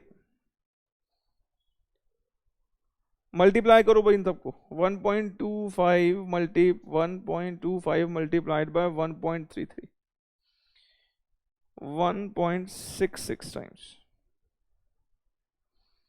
1.11 multiplied by 1.33, 1.48, 1.43 multiplied by 1.33, 1.9, 1.43 into 2, 2.86, ये शायद 2.36 हो जाएगा, 1.82 multiplied by 2, 3.64, 2.5 multiplied by 4, 10, 1.43 multiplied by 4, 5.72, और ये हो गया 40। चेक कर लो भाई, डिस्क्रिप्टिव पैटर्न पे तो ऐसे कर दे, एमसीक्यू पैटर्न पे ऑफ कोर्स आपसे ये सारी बातें तो नहीं पूछ पाएगा, वो 1 नंबर का क्वेश्चन पूछना है उसने। लेकिन जो हम जैसे हमने क्वेश्चन किया ना, use the following information for question number इतना से इतना, ये जो टेक्निक है ये सीए इंस्टीट्यूट यूज करता है। हमारा इंस्टीट्यूट हो सकता है पीछे ना हटे, वो भी यही क्वेश्चन पूछ ले और वो टेक्निक यूज करके 8 एमसीक्यू बना ले, उसके ऊपर 8 एमसीक्यू बन सकते हैं, बिल्कुल बन सकते हैं। आपको ये क्वेश्चन आना चाहिए भाई। अब आईसीएसआई की अपनी महिमा है, वो जिस तरीके से यूज करके एमसीक्यू बनाया इसके ऊपर, मेरे को लगता था कि मुझे भाई मेरा फर्ज बनता है कि मैं आपको क्वेश्चन कराऊं, एटलीस्ट स्टडी मैट का तो कवरेज आपको 100% दूं, मॉड्यूल का कवरेज तो आपको 100% दूं। मैं नहीं चाहता हूं वहां पर कोई भी कमी छूटे हमारी। ठीक है, आइए आगे बढ़ते हैं। अब ध्यान से देखना प्लीज। यहां पर इसने हमसे ऑपरेटिंग मांगा, फाइनेंशियल मांगा, ऑपरेटिंग निकाल दिया, फाइनेंशियल निकाल दिया। कंबाइंड लेवरेजेस सारे नहीं मांगे थे इसने कहा बस हाईएस्ट और लोएस्ट बता दो। इससे पूछो हाईएस्ट लोएस्ट बताने के लिए निकालनी तो सारी पड़ेंगी, मुझे क्या पता कौन सी हाईएस्ट है, मैं सीधा हाईएस्ट कैसे निकाल दूं, मुझे थोड़ी पता, निकालने के बाद पता लगेगा कि हाईएस्ट ये है और लोएस्ट ये है।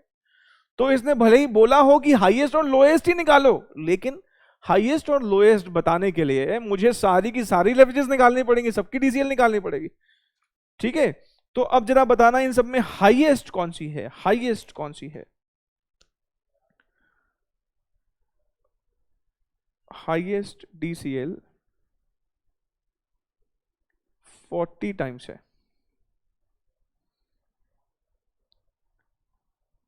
सिचुएशन सी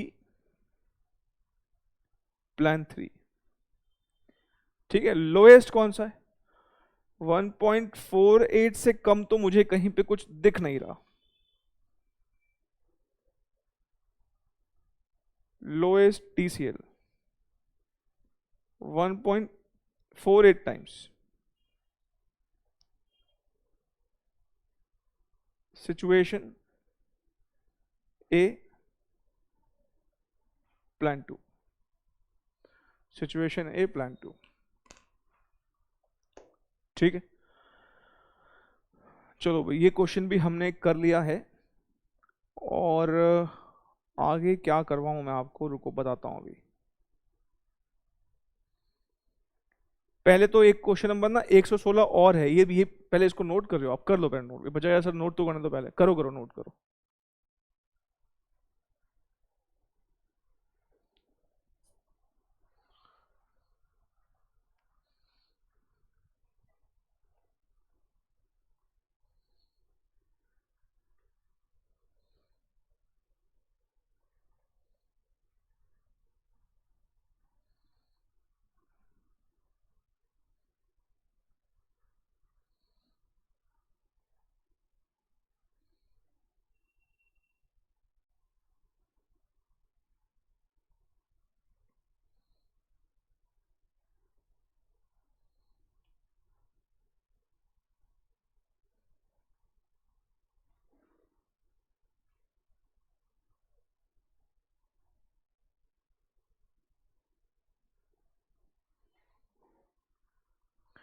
किया, चलो अब देखना प्लीज। यहां पर देखो ये क्वेश्चन भी स्टडी मैट में दिया हुआ है, इसको आप घर पे ट्राई करना एग्जैक्टली इसी पैटर्न पे, बल्कि इससे लाइटर क्वेश्चन है ये वाला, मैंने हैवी वाला मैंने करा दिया है। ये भी एमसीक्यू नहीं है, 2 ही डिस्क्रिप्टिव क्वेश्चन डले हुए पूरी बुक में, इस चैप्टर में 2 ही डिस्क्रिप्टिव क्वेश्चन है और स्टडी मैट के हैं।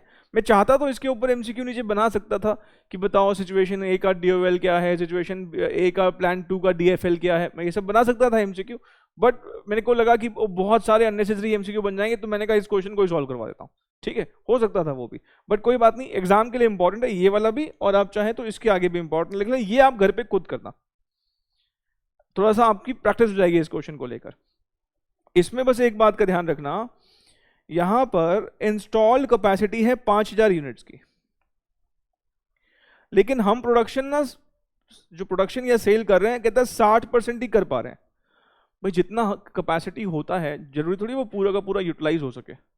एग्जाम्पल के तौर पर, फॉर एग्जाम्पल सपोज हमारे मान लो फेस टू फेस वाले, जब फेस टू फेस के बैचेस होते हैं, तो मान लो मेरे सामने अगर 250 चेयर्स हैं, तो कभी कभार 250 स्टूडेंट्स नहीं आते, कभी 200 आते हैं, कभी 225 आते हैं, कभी 150 स्टूडेंट्स आते हैं।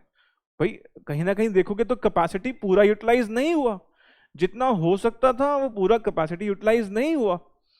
एक हलवाई जब समोसे तलता है, कढ़ाई रखता है, तो वो एक बारी में चाहे तो 200-300 समोसे बना सकता है, लेकिन कस्टमर सिर्फ 10 समोसे लेने के लिए खड़ा हुआ, आगे कोई ग्राहक आ नहीं रहा 10 समोसे के बाद। कैपेसिटी यूटिलाइजेशन बहुत, मतलब कितना कैपेसिटी आपका है, यूटिलाइज सारा हो सकता है ना होता हो।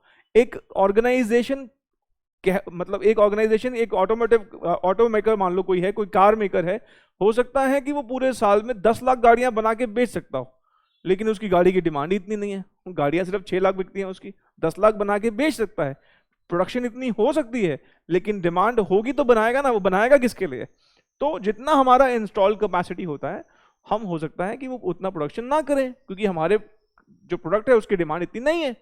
तो हमारा कैपेसिटी भले ही 5 होगा, लेकिन हम प्रोडक्शन ध्यान रखना 5 नहीं, 5000 का 60%। तो आपको यहाँ पे यूनिट्स, जैसे यहाँ पे 800 थे ना, यहाँ यूनिट्स कितने लेने हैं? 3000। और 3000 से अब एक यूनिट का हमारा कंट्रीब्यूशन कितना हो गया? 10 रुपए। तो इसका मतलब हमारा टोटल कंट्रीब्यूशन कितना हो जाएगा? 5000 का 60%, 30,000 हो जाएगा, 25 रुपए, और वेरिएबल कॉस्ट 15। एक यूनिट का कंट्रीब्यूशन कितना? 10 रुपए। तो 3000 का कितना हो जाएगा? 30,000 रुपए। अब 30,000 रुपए का आपका कंट्रीब्यूशन हो गया। फिक्स कॉस्ट आपकी ये रही, दो फिक्स कॉस्ट है, सिचुएशन 1 की, सिचुएशन 2 की। तो दो कंट्रीब्यूशन के बाद एक कंट्रीब्यूशन है, लेकिन दो फिक्स कॉस्ट है, दो ईबीआईडी निकल आएंगी। फिर उस एक ईबीआईडी की मदद से क्योंकि यहाँ पे दो ही प्लान्स हैं, दो ईबीडी निकलेंगे, फिर दूसरे के लिए भी दो निकलेंगे। मतलब जैसे अभी हमने किया, 3 डीओएल निकले, यहाँ 3 नहीं, यहाँ 2 डीओएल निकलेंगे, और यहाँ पे डीएफएल 4 ही होगा सिर्फ। क्यों? एक ईबीआईडी की मदद से 2 ईबीडी निकलेंगे, तो दूसरे ईबीआईडी के 2 निकलेंगे, तो टोटल 4 ही। तो यहाँ पे कोई बहुत बड़ा काम नहीं होने वाला, 4 में काम हो जाएगा।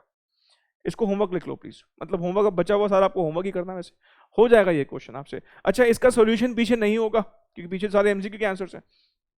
जब आप ये क्वेश्चन कर लो तो मुझे एक बस मैसेज ड्रॉप कर देना, sir please send the answer of question number 116, और या फिर जब मुझे लगेगा आप यहां तक पहुंचोगे, मैं आपको ब्रॉडकास्ट लिस्ट में जो ऐड तो कर ही रखा है, अभी भी कई बच्चों ने मुझे ब्रॉडकास्ट लिस्ट के लिए नंबर नहीं भेजा अपना, मैं अपडेट देता रहता हूं उसमें, और फिर मुझे मत बोलना आपको नहीं मिल रहे हैं अपडेट्स। तो प्लीज अपना ब्रॉडकास्ट लिस्ट में, अगर आपने अभी तक मुझे अपना नंबर नहीं भेजा, मुझे नंबर मैसेज करो। मुझे सपना थोड़ी आ रहा है, और नंबर भेजना तो ठीक है, लेकिन मेरा नंबर सेव नहीं करोगे तो फिर भी मैसेज नहीं मिलेगा। पहले मेरा नंबर सेव करना, मैंने ये इंट्रोडक्शन वाली क्लास में बताया हुआ, पहले मेरा नंबर सेव करना, उसके बाद मुझे अपना नाम, 3 चीजें बोला था, नाम, आप सब्जेक्ट्स कौन कौन से पढ़ रहे हैं, और लोकेशन, ये तीनों चीजें मुझे व्हाट्सएप करना। फिर मैं आपको ब्रॉडकास्ट लिस्ट में ऐड करूंगा, और मैं फिर ये इसका आंसर पीडीएफ बना के आपको मैच ही तो करना होगा, करोगे तो खुद से ही इसका प्रॉपर पूरा सोल्यूशन मैं आपको व्हाट्सएप कर दूंगा, ताकि मैच हो जाए आपका। बाकी सबके तो आंसर्स पीछे हैं ही, और अगर आपसे कोई क्वेश्चन ना भी हो तो मुझे बताना, मैं उसका भी सोल्यूशन आपको व्हाट्सएप कर दूंगा।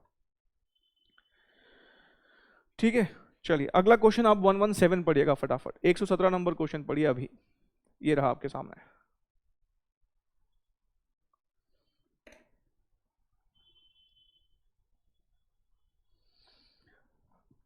चलिए देखते क्या लिखता है।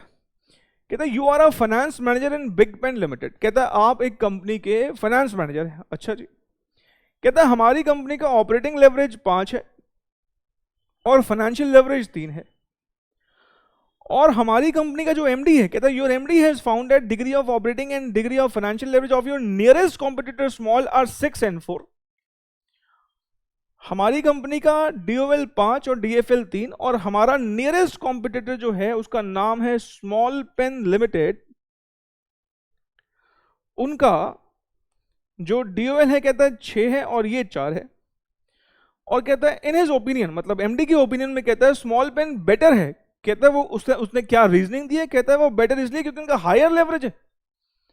क्या ये एमडी ठीक बोल रहा है? नहीं। इससे क्या लगता है, इस एमडी ने पक्का अपने स्टूडेंट लाइफ में अगर कभी एफएम पढ़ा है तो इसने लेवरेजेस चैप्टर छोड़ा है। अगर इसने लेवरेजेस पढ़ा होता तो ये ऐसी बात नहीं बोलता। आपको भी पता है higher the leverage higher the risk. इस कंपनी का अगर 1% से सेल बदलेगा तो कंट्रीब्यूशन ईबीआईटी में 6% का बदलाव आएगा, हमारा 5% का आएगा, तो हमारे लेवरेजेस कम है तो हमारा रिस्क कम है। तो हम यहां पर क्या लिखें? लिखना higher leverage implies higher risk, thus we do not agree with the opinion of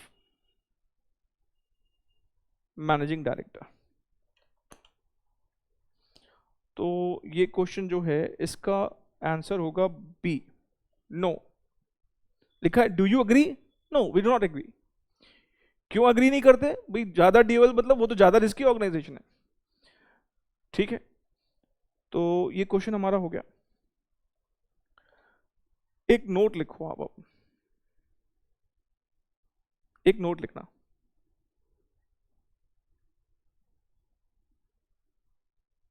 combined leverage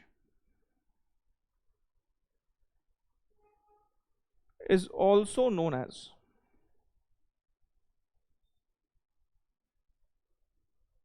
super leverage, super leverage भी बोल देते हैं कंबाइंड लेवरेज को, कंपोजिट लेवरेज,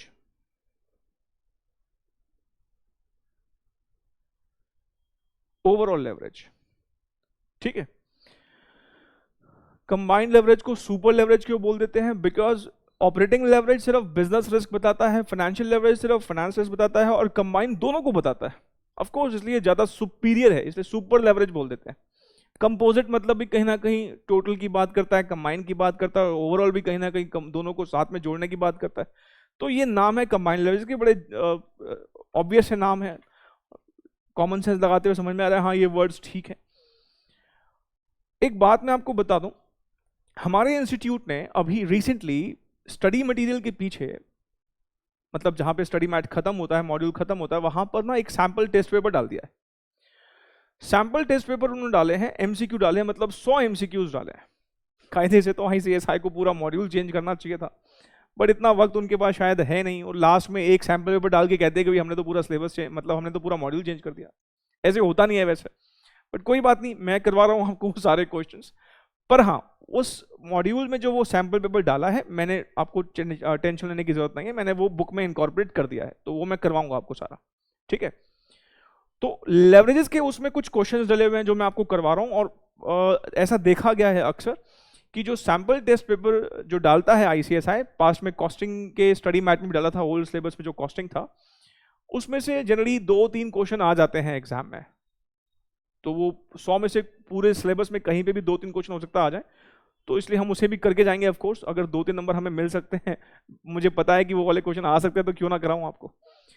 चलिए, क्वेश्चन नंबर 101 निकालेगा, 101। 101 में कहता है combined leverage is also called a super leverage. Question number 102, ये सैंपल पेपर का क्वेश्चन है, सैंपल टेस्ट पेपर का क्वेश्चन है। The degree of super leverage या combined leverage would be calculated by adding, dividing, subtracting और multiplying. हमें भी पता है जो DCL आता है वो DOL और DFL को मल्टीप्लाई करने पर आता है, तो हमें ऑब्वियस सी बात है कितनी बार किया है। Question number 103, a firm with high operating leverage is characterized by dash. अगर हाई ऑपरेटिंग लेवरेज है तो दैट इंप्लाइज की हाई फिक्स कॉस्ट है, और हाई फाइनेंशियल लेवरेज का मतलब है हाई इंटरेस्ट कॉस्ट, इससे हाई फिक्स्ड फाइनेंशियल कॉस्ट भी बोल देते हैं। तो C is the correct answer. 104 कराने से पहले मैं चाहूंगा कि मैं आपको पहले 106 कराऊं। आइए 106 की तरफ चलते हैं, इसको तो नोट कर लिया होगा आपने। कहता है in the context of operating break even analysis, if selling per unit rises and all other variables remain constant, the operating break even point in units will be। आइए मैं एक एग्जांपल की मदद से आपको इसको समझाने की कोशिश करूंगा। मान लीजिए हमारे एक यूनिट का सेलिंग प्राइस 10 रुपए है, एक यूनिट का वेरिएबल कॉस्ट फॉर एग्जांपल से 6 रुपए है, और हमारा कंट्रीब्यूशन से 4 रुपए का है। ये सारा डेटा मान लीजिए एक यूनिट का है, और हमारी फिक्स कॉस्ट सपोज 10,000 है। अब अगर हमारी फिक्स कॉस्ट 10,000 है, तो हमारा ब्रेक इवन पॉइंट अगर यूनिट्स में निकालना हो तो क्या फॉर्मूला होता है? Sir fix cost divided by contribution per unit, मतलब 10,000 डिवाइडेड बाय 4, और हमारा ब्रेक इवन पॉइंट कितना हो जाता है? 2,500 यूनिट्स। ठीक है, देखो जो मैं ये बात बोलता हूं कि वेरिएबल कॉस्ट सेल्स के डायरेक्ट प्रोपोर्शन में बढ़ता है, वो टोटलिटी पर बढ़ता है। मतलब अगर मान लो मैं 1 लाख यूनिट बेचूंगा तो मेरी वेरिएबल कॉस्ट 1 लाख यूनिट की लगेगी, और मैं सेल अगर डबल कर दूं 2 लाख यूनिट बेचूंगा तो वेरिएबल कॉस्ट 2 लाख की लगेगी, सेल अगर 3 लाख कर दूंगा तो वेरिएबल कॉस्ट 3 लाख की लगेगी। लेकिन जहां तक सवाल सिर्फ एक यूनिट के सेलिंग प्राइस को बढ़ाने का है, एक यूनिट के सेलिंग प्राइस को, सेल्स नहीं बढ़ा रहा हूं, सेल का यूनिट एक ही है, एक यूनिट के सेलिंग प्राइस को बढ़ा रहा हूं, तो जरूरी नहीं है कि वेरिएबल कॉस्ट बढ़े। एक यूनिट की वेरिएबल जरूरी नहीं बढ़े। एग्जांपल देता हूं आपको।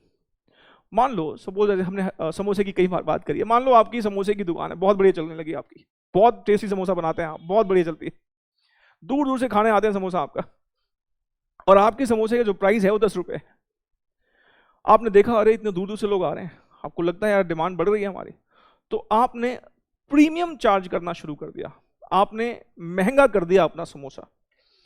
जो 10 रुपए का समोसा बिकता था आपका, आपने उस समोसे को सपोज आपने कर दिया 12 रुपए का, महंगा कर दिया, 2 रुपए बढ़ा दिया।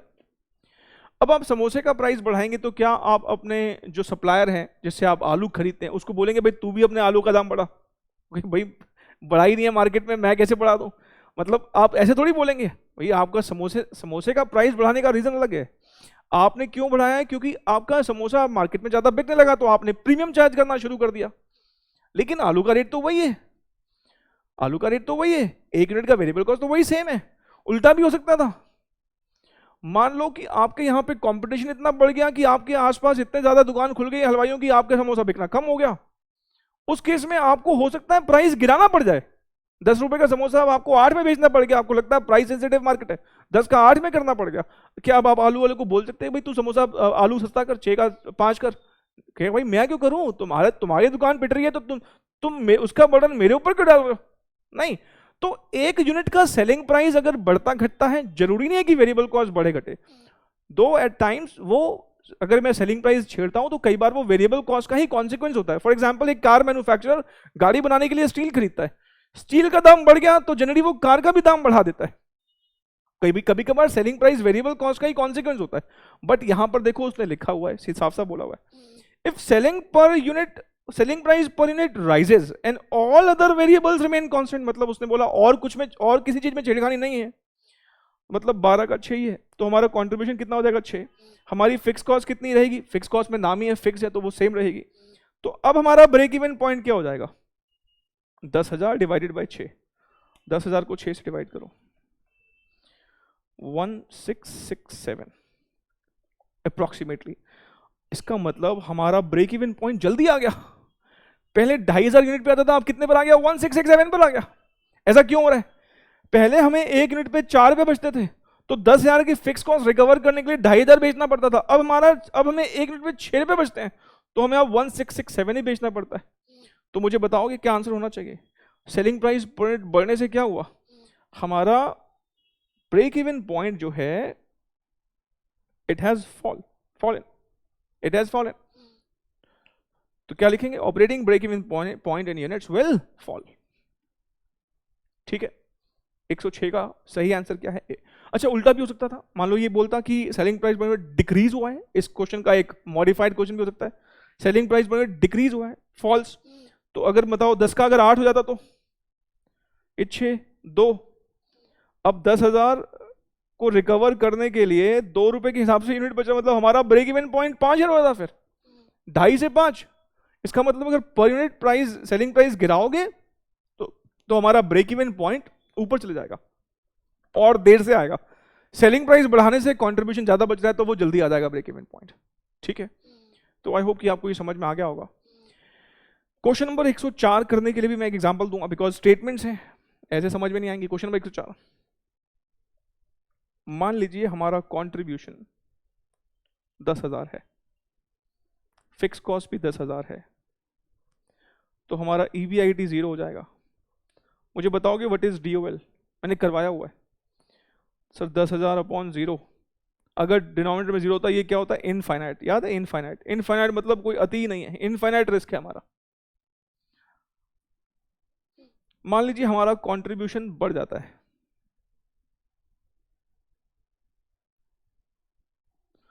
तो 12,000 अपॉन 2,000 6। मान लीजिए हमारा कंट्रीब्यूशन और बढ़ जाता है, ये 20,000 10,000 और हमारा ये आ गया 10,000। कंट्रीब्यूशन 20 अपॉन 10, ये कितना हो गया? 2। मान लीजिए हमारा कंट्रीब्यूशन और बढ़ जाता है 40,000, फिक्स कॉस्ट 10,000 ही है, 30,000। 40,000 अपॉन 30,000, 40,000 अपॉन 30,000, 1.33। इसका क्या मतलब है पता है? इसका मतलब ये है हम जैसे जैसे अपने ऑपरेटिंग ब्रेक इवन पॉइंट से दूर होते जाते हैं, हम दूर होते जा रहे हैं ना ऑपरेटिंग ब्रेक इवन पॉइंट से। अभी हमने जितने भी यूनिट्स बेचे हैं, मान लो हमारा एक यूनिट का कंट्रीब्यूशन से 10 रुपए है, तो अभी हमने 1000 यूनिट बेचे हैं। हम अगर 1200 बेचें, अगर हम 2000 बेचें, अगर हम 4000 बेचें, जैसे जैसे हम अपने, मान लो हमारा एक यूनिट का कंट्रीब्यूशन सपोज 10 रुपए का है, तो हमने यहाँ पे कितने यूनिट बेचे? 10,000 अपॉन 10, हमने कितने बेचे? 1000 यूनिट बेचे। यहाँ पे कितने बेचे? 1200 बेचे। यहाँ पे कितने बेचे? 2000 यूनिट बेचे। यहाँ कितने बेचे? 4000 यूनिट बेचे। जैसे जैसे हम 1000 से दूर जाते जा रहे हैं और दूर होते जा रहे हैं, तो हमारा जो लेवरेज है वो कम होता जा रहा है। तो जब ऑपरेटिंग ब्रेक इवन तो इनफाइनाइट था, यहां पे एटलीस्ट मेजरेबल हो गया और धीरे धीरे कम होता जा रहा है। जैसे जैसे हम दूर हो जाएंगे ऑपरेटिंग ब्रेक इवन कम होता जाएगा। तो यहां पर जो करेक्ट आंसर है ना, a firm's degree of operating leverage depends primarily upon its closeness to its operating break even point. जितना ज्यादा क्लोज होंगे ना ऑपरेटिंग ब्रेक इवन पॉइंट के, उतना ज्यादा आएगा। क्यों? क्योंकि ऑपरेटिंग ब्रेक इवन पॉइंट्स के क्लोज होने का मतलब है हमारी फिक्स कॉस्ट बहुत ज्यादा है, कंट्रीब्यूशन के कंटेक्स्ट में प्रॉफिट ज्यादा बचता ही नहीं। ठीक है, तो इसका करेक्ट आंसर क्या है? सी।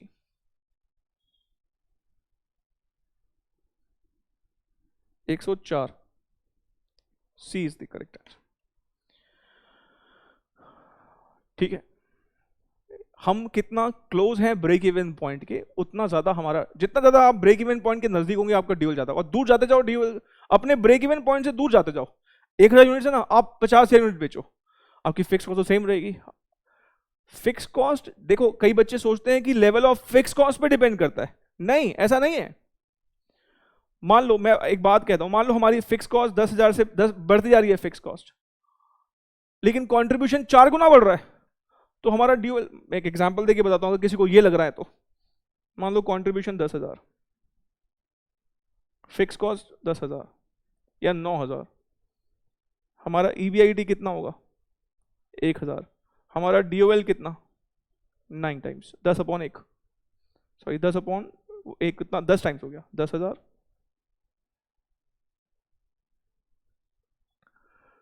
नहीं समझ में आया? फिर से बोलूं? सर ये नंबर थोड़ा ठीक से लिखो, हैंड राइटिंग साफ करो अपनी। ये लो ठीक है। मान लो कंट्रीब्यूशन 10,000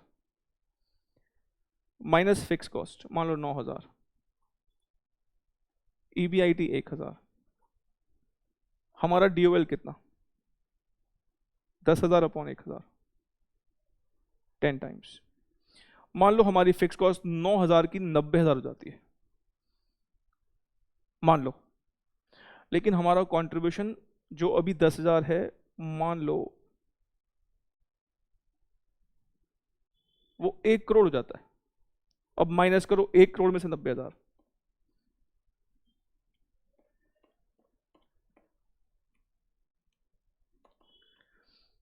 99,10,000। अब निकालना कितना आएगा? ये 1 करोड़ 99,10,000, 1 करोड़ 99,10,000 कितना आ रहा है? Nearly 1.009 times. आप मेरी बात समझ रहे हो? फिक्स कॉस्ट बढ़ने से कुछ नहीं होता। फिक्स कॉस्ट के साथ अगर आपका कंट्रीब्यूशन भी बहुत ज्यादा बढ़ गया तो आपको DOL नहीं बढ़ेगा। अगर सब कुछ सेम रखूं और मान लो कि मैं ऑपरेटिंग ब्रेक इवन पॉइंट की बहुत नजदीक हूं, जैसे अभी ये 10 टाइम्स आया ना, मान लो मेरा फिक्स कॉस्ट अगर 90,000 हुआ और मेरा मान लो कंट्रीब्यूशन भी 90 होता, 1 लाख होता, 10 लाख होता, तो भाई मैं जितना अपने ऑपरेटिंग ब्रेक इवन पॉइंट के नजदीक होऊंगा उतना ज्यादा DOL है। तो डिग्री ऑफ ऑपरेटिंग लेवरेज जो है वो बेसिकली प्राइमरीली किस पे डिपेंड करती है कि हम कितना ब्रेक इवन पॉइंट के नजदीक है। ठीक है, देखो ये क्वेश्चन एज इट इज आ सकता है बिकॉज सैंपल टेस्ट पेपर का क्वेश्चन है। तो फाइनली हमने ये चैप्टर कर दिया है कंप्लीट, और अब आप इसके सारे क्वेश्चन सॉल्व कर सकते हैं। ठीक है, जितने बचे हुए क्वेश्चंस हैं, जितने मैंने क्लास में करवाए हैं वो तो करना ही है आपने। एक क्वेश्चन में एक करेक्शन छोटी सी कर लेना आप, ये मेरे को भी याद आया, एक 120 नंबर क्वेश्चन निकाल के करेक्शन करना। यहाँ पे कहता है which company has greater business risk and Y, तो वाई का आंसर तो नहीं दे पाएंगे आप। Which company has greater business risk, किसका बिजनेस ज्यादा होता है? जिसका DOL ज्यादा होता है। तो यहाँ पे क्या करोगे? ABC का और XYZ का दोनों का DOL निकालना, जिसका DOL ज्यादा होगा उसका रिस्क ज्यादा होगा। 120 नंबर क्वेश्चन है। बाकी ये क्वेश्चन आपके सारे हो जाएंगे। इस चैप्टर के पीछे आप देखोगे कोई थियरी क्वेश्चंस नहीं है, बिकॉज इस चैप्टर के सारे थ्योरेटिकल कॉन्सेप्ट मैंने क्लास में ही डिस्कस कर लिए। जितनी बातें मैंने क्लास में बोली हैं ऑपरेटिंग ब्रेक इवन पॉइंट के ऊपर, याद है स्टार्टिंग में business risk, financial risk, degree of operating, जितनी बातें भी थ्योरेटिकल पॉसिबल थी वो सब मैंने आपको लिखवा दी हैं इसमें। तो इसके लिए अलग से कोई थियरी क्वेश्चन पढ़ने की जरूरत नहीं है, और मतलब सब हमने कवर कर ही लिया है, इतनी सारी क्लासेस दी हैं, सब कवर कर लिया है। ठीक है, चलिए अगली क्लास में मिलूंगा मैं आपको एक नए टॉपिक के साथ, और प्लीज रिविजन करते रहें। चलिए, thank you so very much, take care.